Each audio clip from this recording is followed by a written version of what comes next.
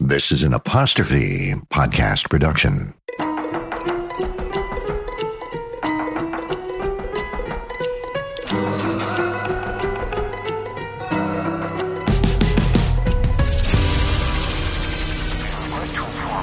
Your application does not fit with the requirements at the present time.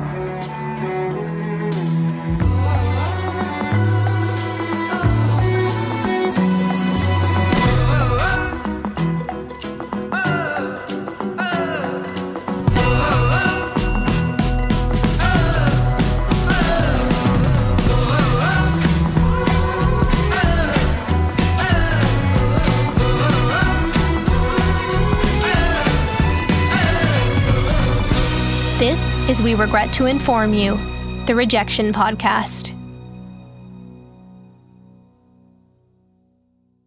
There came a point when I wanted to quit, when I thought, this is horrible and this isn't going to work. Ed Sheeran.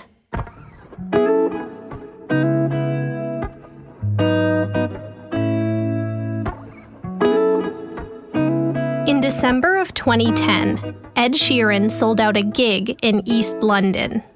500 people showed up to watch him perform. It was the biggest crowd he'd ever played. The show went great, and afterward, Sheeran and a group of friends stayed behind for a few drinks. As the wee hours of the morning became less and less wee, one by one each of his friends called it a night. The last one to leave, Sheeran looked around the club. He should have been over the moon, but instead he had a sobering thought. He had managed to sell out the biggest gig of his life, but yet he had nothing to show for it. No money, no record deal, and no place to live.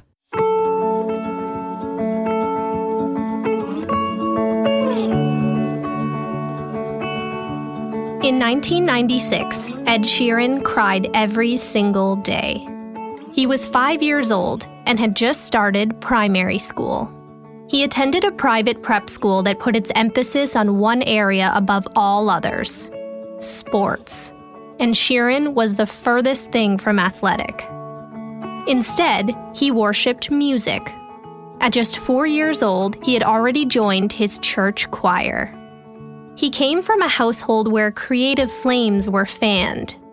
His parents were both respected art gallery curators, and his older brother was a talented singer and violinist. Weekends were for visiting art galleries and exhibitions. The Sheeran boys were raised on a healthy musical diet of Bob Dylan, Joni Mitchell, the Beatles, and Van Morrison. But outside the art-filled walls of their home in Suffolk, England, the youngest of the brood was simply a misfit. Ed Sheeran had bright red hair and teetered on the chubby side. Looking back, he also wonders if he had undiagnosed ADD. So as far as primary school teasing goes, he was a prime target. But of all the adversity a young person could face, his red hair and weight were perhaps the lighter of his crosses to bear. When he was just 2 years old, Sheeran underwent laser eye surgery. He had a birthmark on his eye that, if left untreated, could turn into glaucoma and cause blindness. But the surgery came with complications. It left Sheeran with a lazy eye, and nerve damage from the anesthetic resulted in a debilitating stutter. Despite hours of speech therapy and countless dollars spent, his stutter wouldn't improve. When he raised his hand to participate in class, his stammer made it impossible to get the words out. He was mocked mercilessly and eventually stopped raising his hand altogether. He was a chubby ginger with a stutter, ADD, a lazy eye, and giant blue pop bottle prescription glasses. So he spent those early years of his life avoiding bullies and crying in the bathroom.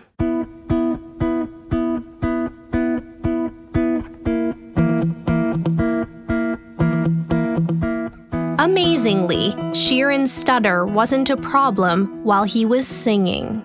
He didn't love the church choir, and his voice was only okay. But when he was singing at home, he was happy, because it was a moment free of embarrassment. He took a crack at many different instruments, the cello, the bass, the piano. But one day, he saw Eric Clapton on TV performing Layla at the Queen's Jubilee concert. He couldn't take his eyes off Clapton's Fender Stratocaster.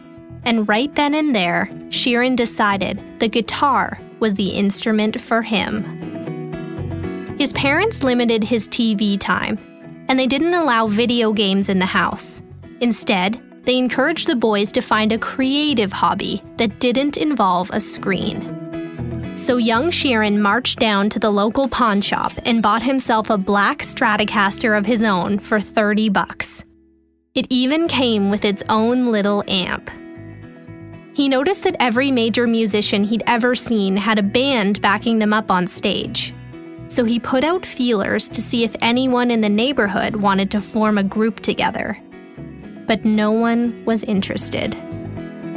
So, as Sheeran said in his book, Ed Sheeran, A Visual Journey, while his schoolmates spent their evenings playing Grand Theft Auto, he sat in the corner of his room playing the opening riff to Layla ad nauseum.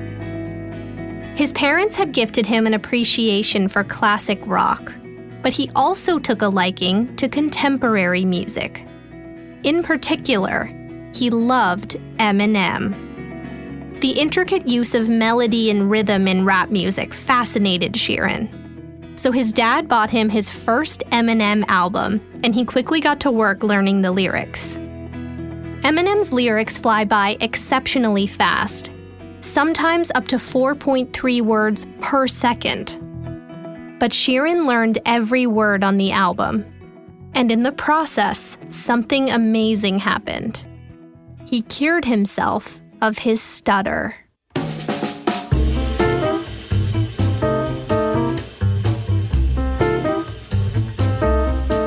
By his teen years, Sheeran's musical taste diversified even further.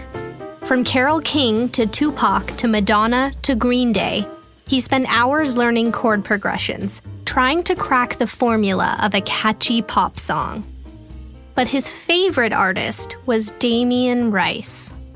Rice is an acoustic folk singer with a pop infusion. Sheeran bought all his records, including hard-to-find bootlegs.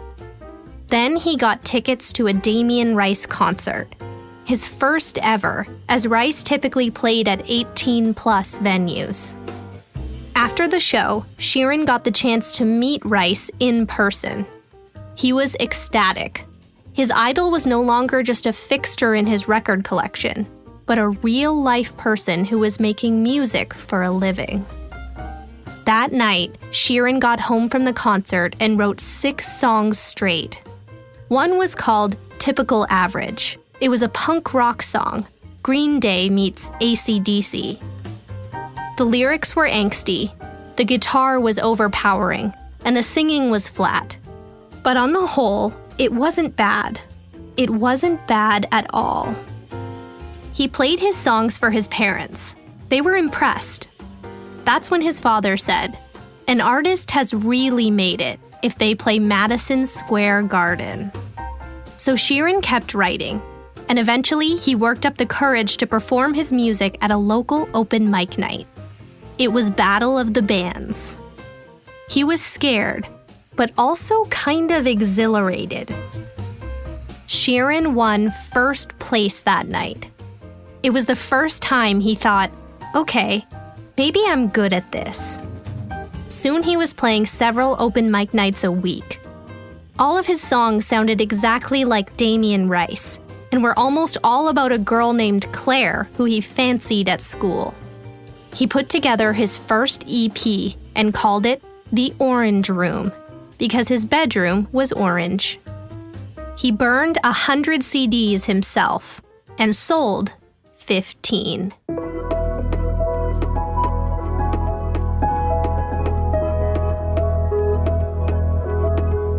In an effort to encourage his son's clear interest in music, Sheeran's father took him to see more concerts, including one artist named Gary Dunn. Dunn used a loop pedal in his performance. A loop pedal is a foot-powered device that allows you to record a section of a song, then play it back instantly as you perform, creating the illusion of a full arrangement. Sheeran saw it and thought, I need to get me one of those. If he had a loop pedal, he could be his own band. Sheeran started making the 3-hour trip from Suffolk to London to play in the big city. And at 16, he made a big decision. He dropped out of high school and moved to London to gig full-time.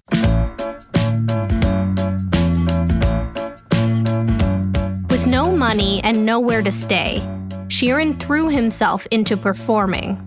He began busking at train stations during the day. Every Tuesday and Thursday, he'd play 3 open mic nights. Sundays, he'd play 2, and each other day, he'd play 1, for a grand total of 12 gigs a week. But he also enrolled in Access to Music, a college in London specializing in helping aspiring musicians break into the industry. His style was developing into a unique blend of acoustic rock, grunge, rap. It was unusual and didn't sound like anyone else on the open mic circuit. It was at this college that he was scouted by his very first management team, a huge win. So he got to work writing and recording some new music and putting together his second EP. He started making friends with fellow aspiring artists on the underground scene, which in itself was an accomplishment for Sheeran. He was broke, so he slept on the floors and couches of anyone who would take him in.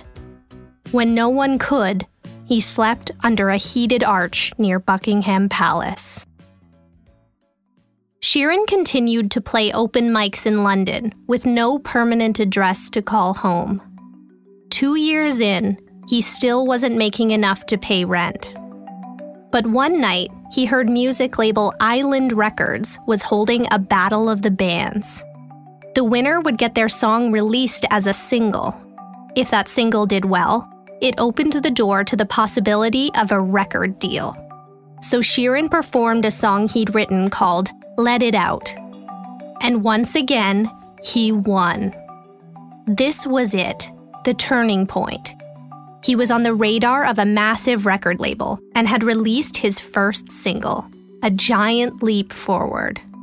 But the hype fizzled out before it even began. The single didn't gain any traction. Island dropped the contract and signed someone else. Sheeran was devastated. For a minute there, he thought his open mic days were behind him. Defeated, he took a gig playing at a homeless shelter charity event. There he met a woman named Angel, who had gotten into drugs and ended up living on the street. He played her some of his songs, and she told him her story.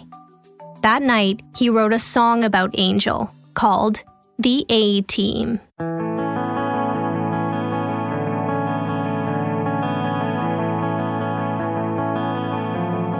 One thing was working for Sheeran. He was starting to develop a small underground fan base.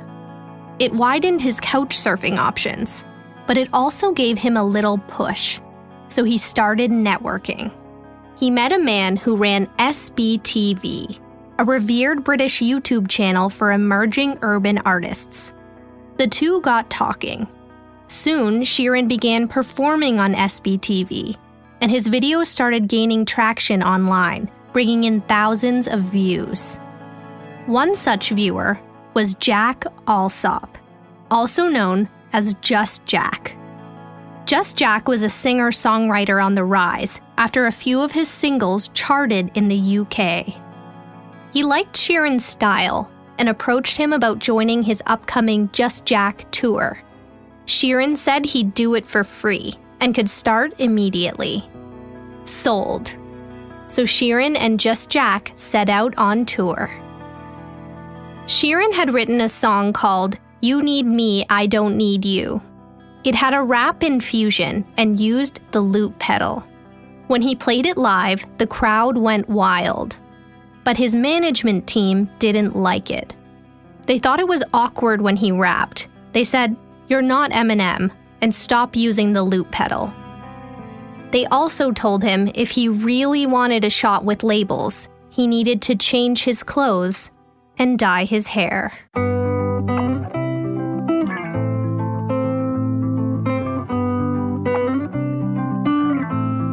The Just Jack tour was a success.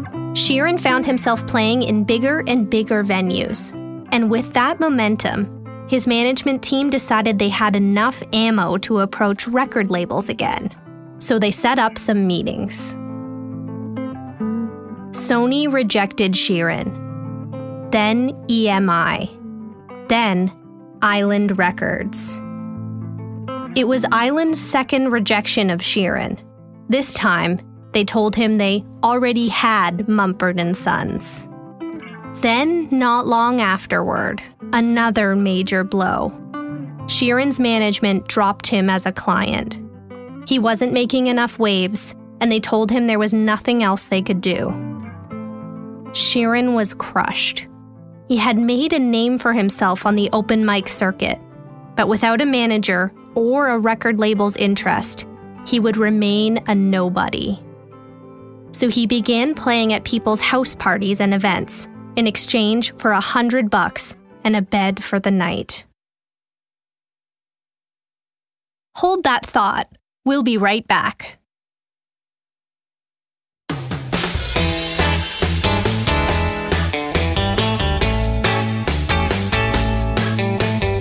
In 2010, Sheeran heard about a couple gigs in Los Angeles.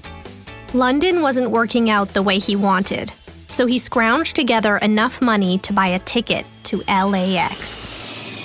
When he arrived, a friend of a friend managed to get him booked into a poetry night in Inglewood. It sounded cool, so he went and performed a set of his best songs, including The A-Team, You Need Me, I Don't Need You, and another he had written called Lego House. It was his best show yet. The audience went crazy for his songs. That night, he sold $700 worth of CDs at $10 a pop. So he decided to stay a while longer. There was something different about the LA underground scene. It didn't seem to matter what you looked like or what your background, so long as you had soul and something to say. He played gig after gig, staying with whoever would take him in, including friends of friends, fellow artists, and even venue photographers. One night, he played at the Foxhole, a club owned by actor Jamie Foxx. He wowed the crowd and was subsequently invited to play on a radio show that Jamie Foxx hosted. Meeting Foxx was a thrill. Then, later that day, Foxx emailed Sheeran telling him he thought he had major potential and offered him a place to stay at his mansion in Beverly Hills for a few days, with full access to his recording studio. Sheeran gladly accepted. 1 week later, he left California with a few more contacts, a few more dollars, and a few more songs.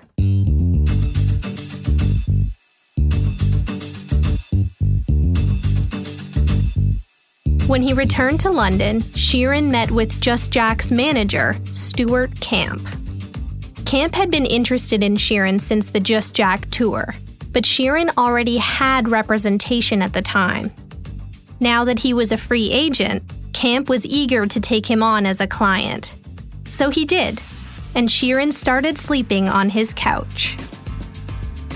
Sheeran began touring with a rapper named Example, and started working on his next EP, which he called No. 5 Collaborations Project.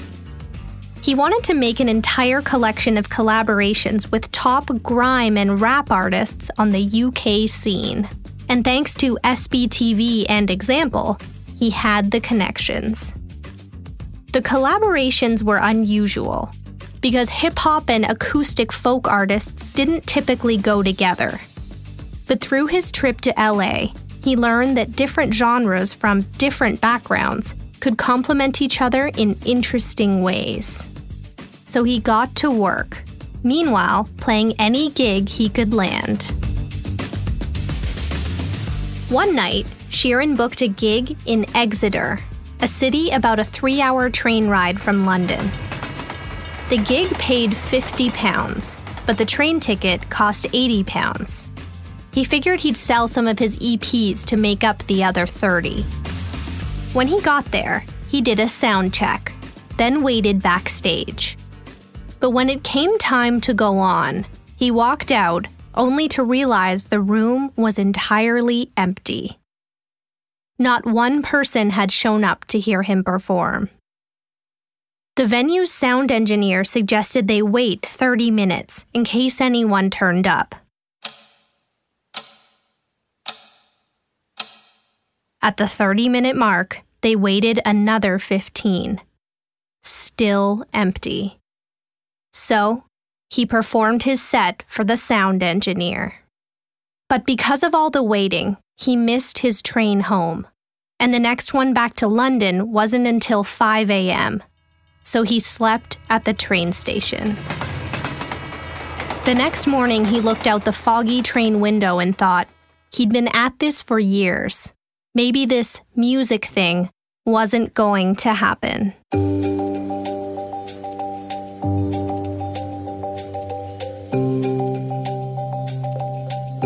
Sheeran decided to finish the Number 5 Collaborations Project EP, and actually, it turned out to be the best thing he'd done to date, by far.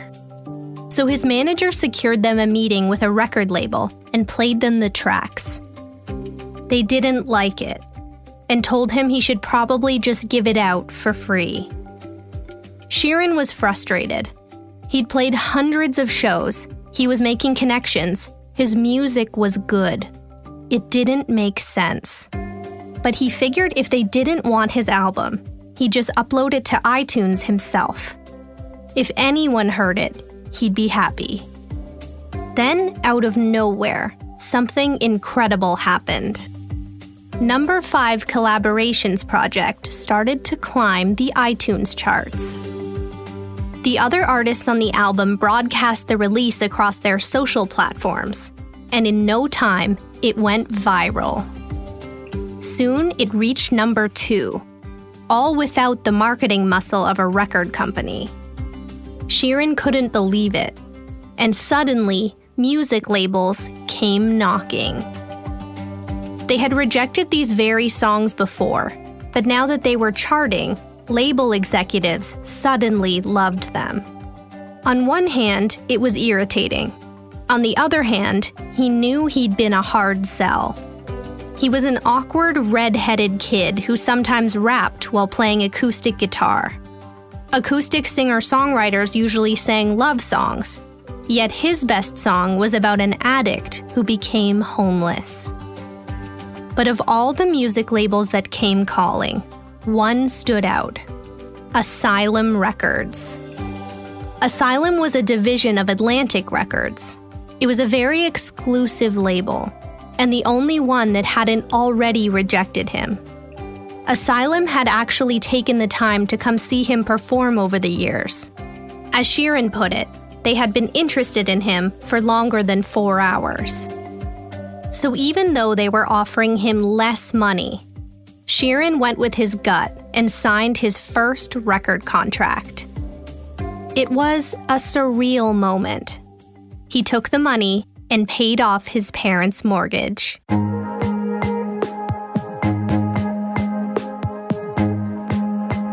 The first gig Asylum booked for Sheeran was one most bands only dream of: a performance on the Jools Holland Show. Later with Jools Holland was a late-night BBC show, also broadcast across the pond on MTV, where musical acts perform for a live studio audience of about 300. Sheeran sang what would become his first single, The A-Team. He was terrified, and performed perhaps the fastest version of the song he'd ever played. The A-Team debuted at number 3 on the UK singles chart. It became the lead single for his first studio album titled Plus. And in 2011, Plus was released.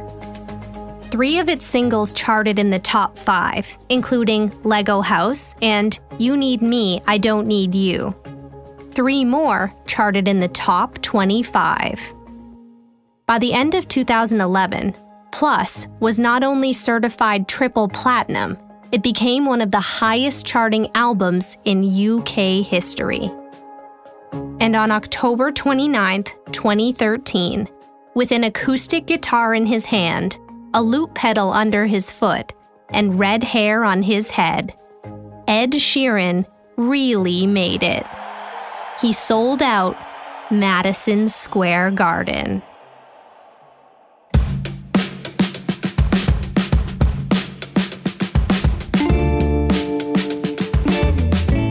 Ed Sheeran checked off none of the boxes. He was bullied for having red hair, for being unathletic, for having a lazy eye, and for stammering. When he wanted to form a band, he was rejected by his peers, so he created his own band with a loop pedal. When he played, he sang acoustic rap, a non-genre no record label was interested in. But he refused to change. In spite of all the couch surfing and sleeping outside and in train stations, Ed Sheeran took every opportunity that came his way. YouTube videos, Battle of the Bands, tours, he traveled to LA, he played homeless shelter charity events, house parties, 12 open mic nights a week, and he played to empty rooms. He said yes wherever he could, but kept hearing no's from the music industry. It's hard to hold on to the tiny umbrella of hope when the giant boulder of rejection is looming down on you. That's when Sheeran hit the brick wall that morning on the train, that dangerous fork in the road. That was the moment when he questioned if all the years of hard days and long nights and no money were worth it. But Ed Sheeran persisted. He pushed through the despair, the critical point where so many give up. A career contains an interesting dichotomy. So many people are afraid to be strikingly different when trying to break in. They sense pushback, so they make dozens of little compromises. Yet when someone does make it, they strive to be different. Like Lady Gaga, Sheeran didn't compromise. He refused to change his musical sound. He refused to dye his hair when management told him it was the right career move. He refused to go away quietly when all the record labels turned his songs down. So he uploaded them to iTunes himself. How sweet the moment when they started to climb the charts and the labels came knocking on his door, chasing the same songs they all turned down just months before. That album would break sales records in the UK. Ed Sheeran is still the songwriter with the lazy eye and the grunge wardrobe and the red hair. But that red hair is now a trademark. He has collaborated with Eminem on a #1 single, the very rapper who helped him lose his stutter. He has played the Diamond Jubilee of Queen Elizabeth II, just like Clapton. He has written with Taylor Swift, Justin Bieber, The Weeknd, and Beyoncé. And the singer who nobody wanted, the musician who was rejected by all the record labels, the songwriter with no fixed address, recently broke U2's record for the highest-grossing tour of all time. Ed Sheeran succeeded because he checked none of the boxes. Never, ever give up.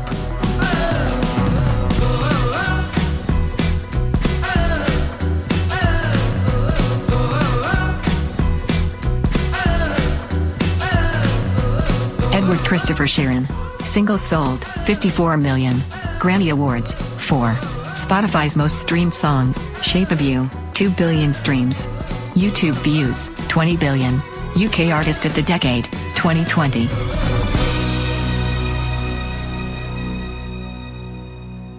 The Rejection podcast is an Apostrophe podcast production and is recorded in an Airstream mobile recording studio. This episode is hosted and written by me, Sydney O'Reilly. Producer, Debbie O'Reilly. Engineer, Keith Oman. Director, Callie O'Reilly. We regret to inform you that this episode is researched by Abby Forsyth. Theme music by Ian Lefevre and Ari Posner. Major sources for this episode are listed in the show notes on our website, apostrophepodcasts.ca/rejection. Follow us on social @apostrophepod. If you're interested in advertising on our show, we like you. Contact us through our site. This series is executive produced by Terry O'Reilly. See you next time.